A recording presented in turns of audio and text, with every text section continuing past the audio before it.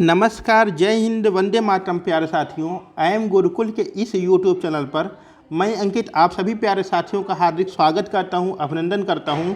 साथियों, आज हम लोग इस वीडियो के माध्यम से हिंदी के वेरी मोस्ट इम्पॉर्टेंट आपके 15 प्रश्नों की एक श्रृंखला को देखने वाले हैं। तो आइए अपनी परंपरा को, जैसा कि आप सब जानते हैं कि वक्त की बर्बादी ज़्यादा ना करते हुए हम लोग बहुत जल्दी ही अपना प्रैक्टिस शुरू कर देते हैं। तो आइए देखते हैं आज का अपना पहला क्वेश्चन स्क्रीन पर है कि बलिया आजमगढ़ में प्रचलित बोली कौन सी है। ऑप्शन ए है आपका बरेलवी, दूसरा है आपका खड़ी बोली, तीसरा है आपका कन्नौजी या चौथा है आपका भोजपुरी। तो आपको बताना है कि बलिया और आजमगढ़ में आपकी कौन सी बोली प्रचलित है। तो यहाँ पर देखिए, जो आपकी करेक्ट आंसर हो जाएगा वह मेरे प्यारे साथियों हो जाएगा आपका ऑप्शन नंबर डी, यानी कि भोजपुरी, है ना। कौन सी हो जाएगी आपकी? भोजपुरी आपकी हो जाएगी। इसका करेक्ट आंसर हो जाएगा भोजपुरी। बाकी आपकी खड़ी बोली, जैसा हम लोग बोलते हैं, पत्र व्यवहार में प्रयोग करते हैं, ऑफिशियल भोजपुरी आप लोग सभी जानते होंगे। एक बढ़िया से बढ़िया गाना आप लोगों के सामने आया करते हैं बराबर। तो आइए शुरू करते हैं आज का अपना अगला प्रश्न। और अगला प्रश्न मेरे प्यारे साथियों आपके स्क्रीन पर ये रहा कि मैथिली बोली के लोकप्रिय कवि कौन हैं। ऑप्शन एक है तुलसीदास, ऑप्शन दूसरा है आपका जायसी, या ऑप्शन तीसरा है आपका विद्यापति, या ऑप्शन चौथा है आपका नंदलाल। तो मैथिली बोली कौन सी, जो आपके मिथिला क्षेत्र में बोली जाती है वो आपकी होगी मैथिली बोली। अब इसके लोकप्रिय कवि कौन है वो बताना है आपको। तो इसका जो करेक्ट आंसर हो जाएगा मेरे प्यारे साथियों, वह हो जाएगा आपका ऑप्शन नंबर सी, विद्यापति। तो मैथिली बोली के लोकप्रिय कवि के रूप में हम लोग विद्यापति जी को जानते हैं। आपके तुलसीदास रामचरितमानस लिखे, किस भाषा में लिखे? अवधी भाषा में। अधिकांश इनकी रचना आपकी अवधी भाषा में है। सिर्फ और सिर्फ एक इनकी रचना जो है वह आपकी ब्रज भाषा में। और कमेंट करके आपको बताना है कि वह उस कौन सी रचना है जिसकी रचना इन्होंने आपकी ब्रज भाषा में की है। वहीं आप बात करेंगे जायसी। जायसी किस भाषा के? अवधी भाषा के कवि हैं। पद्मावत, अखरावत, आखिरी कलाम मलिक मोहम्मद जायसी साहब का। चलते मेरे साथियों आज के अपने अगले प्रश्न पर। और अगला प्रश्न आपकी स्क्रीन पर ये रहा कि निम्न में से महाप्राण व्यंजन कौन सा है। पहला है आपका ता, दूसरा ऑप्शन है दा, तीसरा ऑप्शन है पा, या ऑप्शन नंबर चौथा खा। आपको बताना निम्नलिखित में से महाप्राण व्यंजन कौन सा है। तो देखिए, जो इसमें है महाप्राण वाला कॉन्सेप्ट, तो इसमें क्या हो जाएगा, आपको किसी भी वर्ग का दूसरा और चौथा वर्ण जो भी होता है वह आपका महाप्राण कहलाता है। इसमें ये माना जाता है कि जिन वर्णों को बोलने में मुख से ज़्यादा ध्वनि निकलती है या ज़्यादा आपकी हवा निकलती है, उसको क्या कहते हैं? महाप्राण व्यंजन कहते हैं।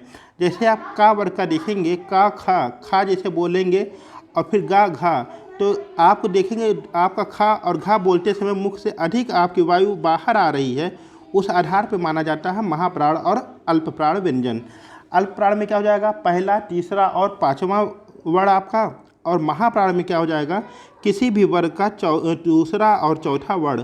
तो इस आधार पर जो यहाँ पर सही हो जाएगा वह हो जाएगा आपका कौन सा? ऑप्शन नंबर डी, यानी कि खा वर्ण आपका महाप्राण के अंतर्गत आएगा। और खा वर्ग किस वर्ग का है? वर्ण किस वर्ग का है? आपका का वर्ग का द्वितीय आपका वर्ण है क्या? खा। इस आधार पर यह आपका क्या हो जाएगा? करेक्ट आंसर हो जाएगा। चलते मेरे प्यारे साथियों आज के अपने अगले प्रश्न पर। और अगला प्रश्न आपका कह रहा है कि ओष्ठ ध्वनि कौन सी है। आपको इसमें से ओष्ठ ध्वनि छांटनी है। ऑप्शन पहला है ला, ऑप्शन दूसरा है रा, ऑप्शन तीसरा है सा, या ऑप्शन चौथा फा। इसमें से कौन सी ऐसी ध्वनि है जिसको बोलने के लिए हमको ओष्ठ का प्रयोग करना पड़ता है? कई बार ये प्रश्न आपका पूछा हुआ है। तो इसका जो करेक्ट आंसर हो जाएगा वह हो जाएगा ऑप्शन नंबर डी, यानी फा से फल। देखिए, आप फा बोलेंगे तो आपके दोनों ओष्ठ क्या होंगे? आपस में मिलेंगे। बाकी ला, रा और सा में ऐसे कहीं भी आपकी संभावना नहीं है।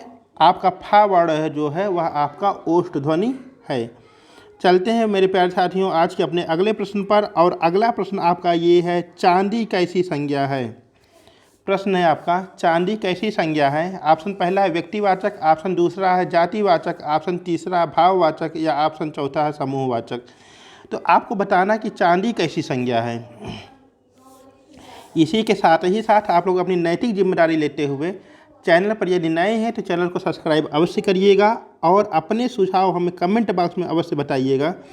आपके सुझाव की हमें बहुत आवश्यकता और प्रतीक्षा रहती है। चांदी कैसी संज्ञा है मेरे भाइयों? तो चांदी हो जाएगी आपकी कौन सी संज्ञा? चांदी हो जाएगी आपकी द्रव्यवाचक संज्ञा। ऑप्शन नंबर 3 इसका कौन सा है? द्रव्यवाचक संज्ञा। द्रव्यवाचक में कौन कौन से आ जाएंगे आपके, जिसे हम लोग नाप तोल सकते हैं, वो सब के सब क्या आ जाएंगे? द्रव्यवाचक संज्ञा में आ जाएंगे। समूहवाचक संज्ञा में आपका क्या आ जाएगा? जैसे कि भीड़ हो गई, काफिला हो गई, सेना हो गई, जनता हो गई, ये सब आ जाएंगे समूहवाचक में।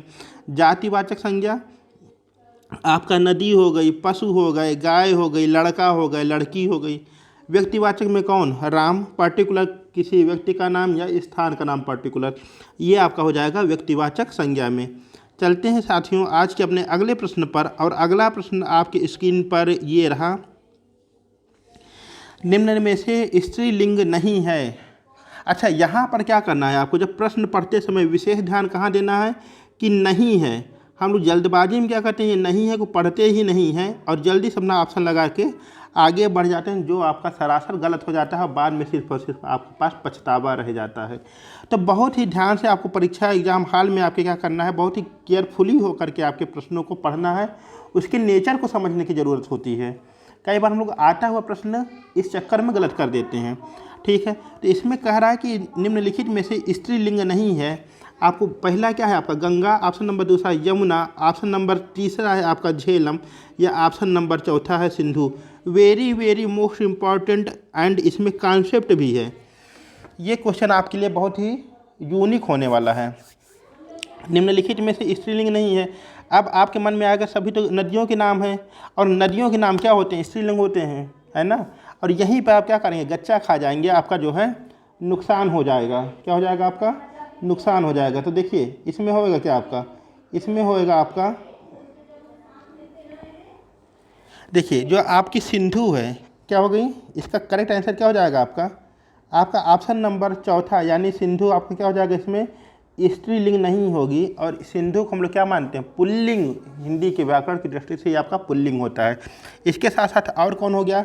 आपकी सिंधु हो गई, है ना। आपकी क्या हो गई? ब्रह्मपुत्र हो गई। कौन सी हो गई? ब्रह्मपुत्र, है ना।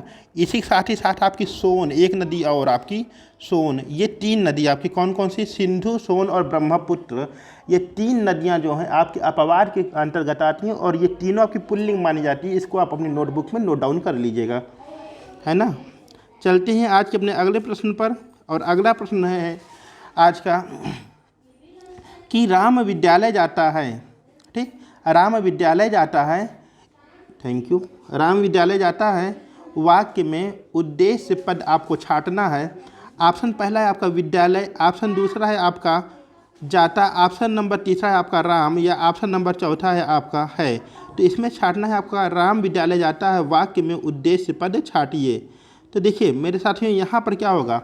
जिसके विषय में बात की जाती है वह क्या होता है? उद्देश्य हो जाता है। बाकी सारी बातें जो होती हैं वो विधेय के अंतर्गत आती जाती हैं। तो यहाँ पर आप बात किसके बारे में कर रहे हैं? तो यहाँ पर आप बात कर रहे हैं किसके बारे में? राम के बारे में। So that option number 2 will be correct, sorry option number 3 Ram, है ना। Option number 3 Ram. तो यहाँ पे इसका उद्देश्य क्या हो जाएगा?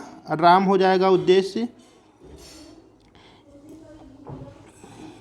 क्या हो जाएगा इसका? राम हो जाएगा। एक मिनट, कहाँ गया सिस्टम? राम। ठीक, तो राम विद्यालय जाता है में उद्देश्य पद क्या है आपका? राम है। ठीक है, चलते हैं आज के अगले प्रश्न पर, और अगला प्रश्न आपके स्क्रीन पर ये रहा कि केला का तत्सम रूप बताना है। क्या बताना है आपका? केला का तत्सम रूप बताना है आपको। तो देखिए पहले समझिए कि तत्सम रूप क्या होते हैं। तो ऐसे शब्द जो संस्कृत भाषा के आपके ज्यों के त्यों ले लिए गए हैं उनको कहते हैं तत्सम रूप, और जब इन्हीं तत्सम रूप में थोड़ा विकार हो जाता है तो वह हो जाता है तद्भव, है ना। तो इसमें से आपको बताना है कि तत्सम रूप क्या है। केला का आपको तत्सम रूप बताना है। ऑप्शन नंबर 1 आपको कह रहा है कि कर्म होगा, ऑप्शन नंबर 2 कह रहा है उलूक होगा, ऑप्शन नंबर 3 कह रहा है काली, काली नहीं कदली होगा मेरे साथियों। क्या होगा ये? कदली, कदली। और ऑप्शन नंबर चौथा है आपका क्या, कोटि। तो आपको बताना कि इसमें से सही जवाब क्या होगा। तो देखिए कर्म किसका, कर्म जो है आपके काम का तत्सम रूप है, उलूक उल्लू का है, और कदली जो है वो केला का हो जाएगा, और करोड़ का हो जाएगा कोटि, है ना। तो यहाँ पर ऑप्शन नंबर सी आपका क्या, कदली सही हो जाएगा। कदली किसका तत्सम रूप है, आपके केला का है, आपके बनाना का है। ठीक है, बहुत बढ़िया। चलते हैं आज के अपने अगले प्रश्न पर। और अगला प्रश्न कह रहा है अजायब घर है। ठीक, अजायब घर कैसा शब्द है। ऑप्शन नंबर पहला दे रखा है शंकर, ऑप्शन नंबर दूसरा दे रखा है देशज, और ऑप्शन नंबर तीसरा तत्सम, या ऑप्शन नंबर चौथा तद्भव। Very good question and very very most important question. तो देखिए एक यहाँ पहले समझिए संकर शब्द क्या होते हैं। संकर शब्द ऐसे शब्द जो दो भाषाओं के शब्दों से मिलकर के बने होते हैं, उनको क्या कहते हैं, संकर शब्द। ठीक है, जैसे क्या एक शब्द आपका आता है क्या, रेलगाड़ी। कौन सा, रेलगाड़ी। अब इसमें रेल है वो क्या है, रेल आपका इंग्लिश भाषा का शब्द है, अंग्रेजी भाषा का शब्द है। और जबकि गाड़ी है, गाड़ी क्या है आपका, गाड़ी जो है आपका वह है आपके देशज भाषा का शब्द, है ना। तो संकर शब्द क्या होते हैं, जो दो भाषाओं के शब्दों के मेल से बने होते हैं, उनको कहते हैं संकर शब्द। देशज शब्द कौन से होते हैं, ऐसे शब्द जिनकी उत्पत्ति के बारे में कोई पता नहीं चलता, हम लोग क्या करते हैं उनको बराबर अपनी भाषा में प्रयोग करते हैं, वो होते हैं देशज शब्द। जैसे आपका लोटा हो गया, डिबिया हो गई, है ना। इस प्रकार के जो शब्द हैं आपके वो हो जाते हैं देशज शब्द। और तत्सम और तद्भव की अभी चर्चा हुई ही है। तो अजायब घर आपका कैसा हो जाएगा, अजायब घर आपका जो है संकर शब्द के अंतर्गत हो जाएगा, क्योंकि अजायब आपका जो है विदेशी भाषा का शब्द है, और घर आपका देशज भाषा का शब्द है। इन दोनों के मेल से उत्पन्न हुआ क्या, अजायब घर, जो कि एक संकर शब्द की श्रेणी में आएगा। Very very most important question. चलते हैं आगे बढ़ते हैं। कह रहा है महर्षि में संधि है, आपको बताना है महर्षि में कौन सी संधि होगी। क्या दीर्घ संधि होगी, गुण संधि होगी, वृद्धि संधि होगी, या यड़ संधि होगी। मेरे भाइयों एक बार जल्दी से बता दीजिए और चैनल को सब्सक्राइब कर दीजिए। महर्षि में संधि है तो महर्षि में वही संधि होगी जो आपकी देवर्षि में होगी, जो आपकी चंद्रोदय में होगी, जो आपकी सर्वोदय में होगी, है ना। कौन सी होगी, तो होगी कौन सी आपकी, जो आपकी रमेश में होगी। तो कौन सी हो जाएगी, अब तो बताइए। अब हो जाएगा क्या आपका ऑप्शन नंबर बी, क्या, गुण स्वर संधि। महर्षि में आपकी हो जाएगी गुण संधि। ठीक है, चलते हैं आज के अपने अगले प्रश्न पर। अगला प्रश्न कह रहा है पवन में संधि है, क्या गुण संधि है, वृद्धि संधि है, यड़ संधि है, या आयादि संधि है। आपको बताना पवन में कौन सी संधि है। तो यहाँ पर देखिए जो आपका करेक्ट आंसर हो जाएगा वह हो जाएगा आपका ऑप्शन नंबर डी, मीन्स क्या, आयादि संधि। पवन में हो जाएगी आपकी आयादि संधि। और जब हम इसका संधि विच्छेद करेंगे तो बन जाएगा पो धन अन करने पर बन जाएगा पवन। तो पावन किसको मेल करने पर बनेगा, कमेंट बॉक्स में आपको ये भी बताना है। आज का दूसरा आपका होमवर्क ये रहेगा। चलते हैं भाइयों आज के अगले प्रश्न पर। और अगला प्रश्न आपका कह रहा है महाजन में कौन सा समास है। आपको महाजन शब्द में समास छांटना है। पहला कर्मधारय समास, दूसरा है द्विगु समास, तीसरा द्वंद्व समास, या अव्ययी भाव समास। तो आपको बताना महाजन शब्द में कौन सा समास होगा। तो महाजन शब्द में मेरे साथियों जो समास बनेगा वह हो जाएगा कौन सा, ऑप्शन नंबर एक, महान है जो जन, अर्थात क्या, कर्मधारय समास। कौन सा, कर्मधारय समास। द्विगु समास आपका संख्यावाची। द्वंद्व समास क्या होता है आपका, जब दोनों पद आपके क्या रहते हैं, समान रहते हैं, और बीच में आपके क्या योजक चिन्ह का प्रयोग किया जाता है, वहाँ पर क्या हो जाएगा आपका द्वंद्व समास। अव्ययी भाव समास आपका पहला पद प्रधान, तब अव्ययी भाव समास। चलते हैं आज के अगले प्रश्न पर। और अगला प्रश्न आपका कह रहा है, बहुत बढ़िया प्रश्न, बहुत बढ़िया। कह रहा है चक्रपाणी में कौन सा समास है। आपको बताना कि चक्रपाणी में कौन सा समास है। ऑप्शन नंबर पहला आपका अव्ययी भाव समास है, या तत्पुरुष समास है, या बहुब्रीहि समास है, या कर्मधारय समास है। तो आपको बताना कि चक्रपाणी में कौन सा समास है। ठीक, तो यहाँ पर मेरे प्यारे साथियों जो आपका करेक्ट आंसर हो जाएगा वह क्या हो जाएगा, चक्रपाणी के जो हम समास विग्रह करेंगे। चक्र मतलब क्या आपका, चक्र, और पाणी मतलब क्या होता है, हाथ होता है, तो इसका हो जाएगा चक्र है हाथ में जिसके, अर्थात किसके, विष्णु जी के। तो जब दो पद मिलकर किसी तीसरे पद की ओर संकेत करने लगते हैं तो वहाँ पर क्या होता है, आपका बहुब्रीहि समास होता है। क्या होता है, बहुब्रीहि समास होता है। जैसे दशानन, दस है आनंद जिसके, अर्थात किसके, रावण के। लंबोदर, लंबा है उदर जिसका, अर्थात किसका, भगवान गणेश का। ठीक है, आगे चलिए।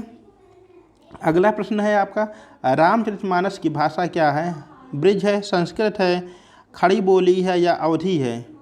देखिए साथियों, कंटेंट में मैं अपनी ओर से कोई कमी नहीं होने दे रहा हूँ। सिर्फ और सिर्फ इतनी बात है, अगर लाइव में करता तो हो सकता है कि आप कमेंट पढ़ने और वार्तालाप में कुछ समय अधिक आपका व्यतीत होता। बाकी मैं कंटेंट में पूरी आपकी तरफ से जिम्मेदारी लेते हुए इसे बढ़िया से बढ़िया उपलब्ध कराने की कोशिश कर रहा हूँ। तो आपको इसमें बताना है रामचरितमानस की भाषा क्या है? ब्रज भाषा, संस्कृत है, खड़ी बोली या अवधी है आपकी? तो यहाँ पर जो आपका करेक्ट आंसर हो जाएगा, क्या हुआ आपकी, अवधी है ना। जब इसको आप पढ़ेंगे तो आवा जावा टाइप के आपके शब्द आपको ढेरों मिलेंगे। ठीक है, आगे चलते हैं आज के अपने अगले प्रश्न पर। और अगला प्रश्न आपके स्क्रीन पर आज का ये रहा, कह रहा है कि जूही की कली किसकी रचना है? बहुत ही शानदार रचना है। जूही की कली किसकी रचना है?